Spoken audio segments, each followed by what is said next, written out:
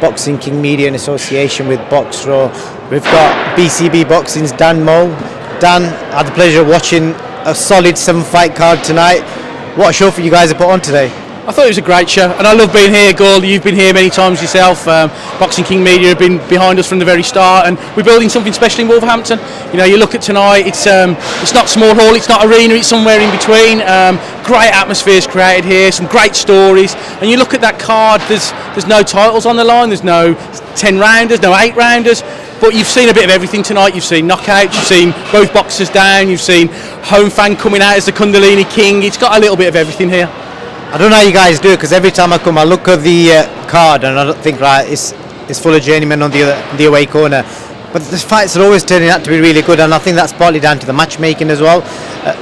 Who plays a massive part in that? Errol Johnson, best matchmaker in Britain, one of the most knowledgeable boxing guys in the whole of the country. He's been in boxing longer than most people have been alive in the game at the moment. He knows what he's doing. So yeah, you're right, you look at that card and on paper you're thinking, how's this going to be an entertaining show? But every time it is, and every time we deliver. A couple of guys I want to mention. Ollie Cooper, I was really impressed with him, never seen him fight before. Tall, slick southpaw. He nearly got the stoppage, but he had a solid opponent, but he showed some serious skills in there. Yeah, he's got real skills, and credit to Richie Carter from Wolverhampton Boxing Club. He's a big part of everything that we're doing here at the hangar in Wolverhampton. And Ollie, like you say, he's big, he's tall, he's rangy, he's got some real slick moves, and he's getting better. He thought he got his man out there, but he realised actually he ain't going to go out. So what he did, he sat down, worked his shots away, and he just he coasted it in the end, and he'll have learnt an awful lot this evening from that. Sure will. And the fight of the night, knockdowns on both sides. Talk me through, man. What a fight that was. Yeah, Matty Swiggy Craddock, a big blue nose, so he's come from Birmingham down to Wolverhampton, and he's one of those guys that I'm sure Spencer McCracken Jr. is absolutely raging about some of it, but he'll be absolutely delighted that he's got that victory. And the way Swiggy puts on a performance for his fans, he's brilliant. He takes one to land one.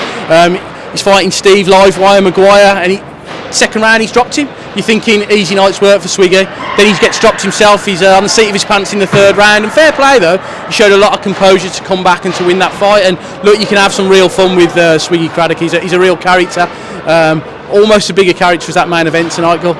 Moving on to the main event, the Kundalini King, what a character he is. Second time I got to watch him fight tonight. Last time we didn't really see a lot because his opponent folded within the first few minutes of the first round, but tonight we got to see him be patient, show his backhand, line it up, and show a lot of different skills which I didn't expect, to be honest. Yeah, look, he's a good fighter in his own right, but I think someone like Jermaine Osborne-Edwards has got a story, and a story's really important in boxing. You know, he could have been behind bars, he was in gangs in Wolverhampton, his life could have gone a different way. He found boxing, he found Richie Carter's Wolverhampton Boxing Club, he found BCB, and from there we're building something with him. He's 3-0 now, he's fought someone in Fons Alexander. Look, your channel's a proper boxing channel, your viewers will know Fons Alexander is a tough man. You don't get Fons out of there, but at times he looked like he was hurting him. So it's a really good performance from Jermaine. He's the Kundalini King, he's very spiritual. He lost his nan this week, so 2 days ago. I've seen other boxers pull out of fights when they've lost people close to them. He was emotional in there tonight. He's got a great crowd, he's got a great story, he's creating a big thing here in Wolverhampton, and it's great to have the backing of the likes of yourselves here supporting our shows. Yeah, he mentioned about his dad, and he briefly touched on his past, and he's invited me around for a burger, and we're going to talk about it hopefully at some point. But what I liked about him today was, for a third fight, he's obviously in his 30s, he showed a lot, and he showed a lot for a guy that's young in the sport, really.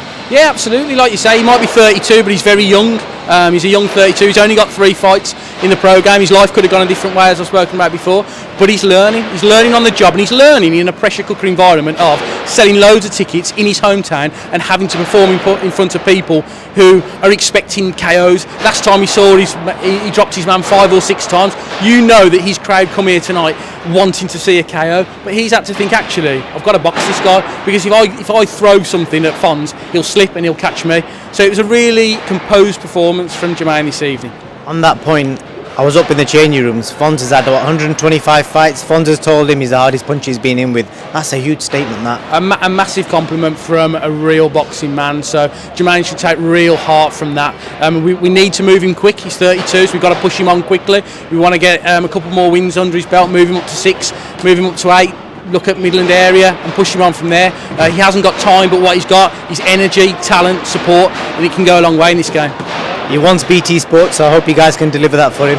Well, we'll try to. You look at some of the guys that have started on BCB shows. You've got the likes of Zach Parker now, WBO super middleweight mandatory. He's in a really good place. You've got Lennox Clark, who's British and Commonwealth super middleweight champion. You've got Ijaz Ahmed, who's got a couple of WBO and IBF belts. So, you know, our stable is big, our stable is strong. So, yes, we've got our hometown fighters. Yes, we enjoy putting on our own promotions, but with the likes of Errol Johnson and Paul Mann, they know everybody in the game. We're on shows every week. We'll have people on the big Khan Brook fight tomorrow. So, look, BCB, hopefully with the help of the likes of Boxing King Media, we can get our name out there because people in boxing know who we are. We've really got to grow our brand. We're here to work with everyone, man. I've got a 2-hour drive back to Manchester to cover the big fight tomorrow as well, so I appreciate working with you guys as well. And just to wrap up, Dan, what's the next big BCB show coming up and where can fans buy tickets from? Look, we're out every week. So we're in Birmingham next week at the East Side. We've got the Kane Baker, who fight fans will know really well, so he's on that card. So tickets from our ticketing partner, which is myfighttickets.com, and check us out on bcb-promotions.com, see what we're all about. We put on more shows than any UK promoters. We're the busiest out there. We've always got shows coming up and we always sell tickets. You sure do, Dan. All the best, and thank you for a great night of boxing. Top man, thanks, Gordon. Appreciate it, mate.